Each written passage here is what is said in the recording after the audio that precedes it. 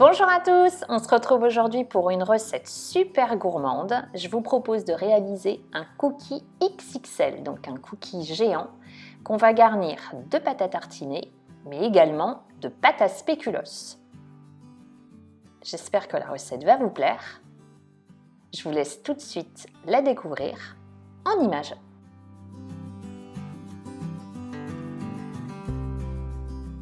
Pour confectionner la pâte à cookies, je commence par verser du sucre dans un saladier. J'utilise du sucre blond de canne, mais vous pouvez utiliser du sucre en poudre classique. Puis j'ajoute 2 œufs entiers.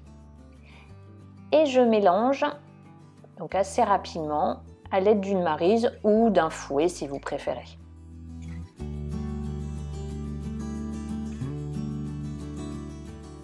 J'ajoute ensuite le beurre pommade, donc il faut qu'il soit bien mou. Et à nouveau, je mélange à l'aide de la maryse. Il reste des morceaux de beurre, c'est normal, ils disparaîtront quand on va ajouter le reste des ingrédients. J'ajoute ensuite de l'extrait de vanille, de la farine, de la levure chimique et je termine par une belle pincée de fleur de sel. Et je mélange à nouveau à l'aide de la maryse. À cette étape, utilisez une maryse plutôt qu'un fouet, ce sera nettement plus facile à mélanger. J'utilise un cercle de 20 cm de diamètre que j'ai beurré. Je divise ma pâte en 3. Je vais répartir 3 couches. J'en mets une première dans le fond du cercle, puis j'ajoute de la pâte à tartiner, donc 3 bonnes cuillères. Je lisse.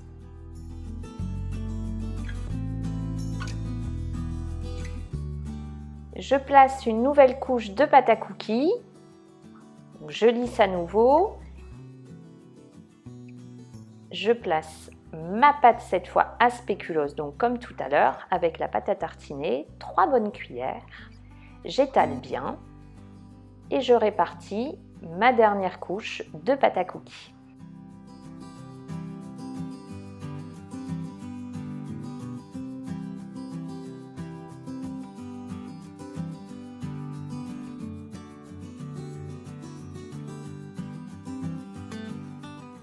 Pour plus de gourmandise, j'ajoute des pépites de chocolat. Si vous n'avez pas de pépites, vous cassez simplement du chocolat, vous le coupez en petits carrés. Et mon cookie XXL part en cuisson dans un four préchauffé à 180 degrés pour une durée de 25 minutes en chaleur tournante. À la sortie du four, je le laisse refroidir un peu et je le place sur grille pour qu'il refroidisse tranquillement. Le cookie géant est maintenant prêt à être dégusté. Il est vraiment très généreux, très gourmand. Il est délicieux. Alors si vous n'aimez pas la pâte à spéculoos, vous pouvez le faire qu'à la pâte à tartiner ou inversement qu'à la pâte à spéculoos. C'est également très bon. Il est croustillant à l'extérieur, moelleux à l'intérieur. C'est vraiment un régal. J'espère que la recette vous a plu. Si c'est le cas, pensez à la liker, pensez à la partager. N'oubliez pas de vous abonner. À très vite pour une prochaine recette et prenez bien soin de vous.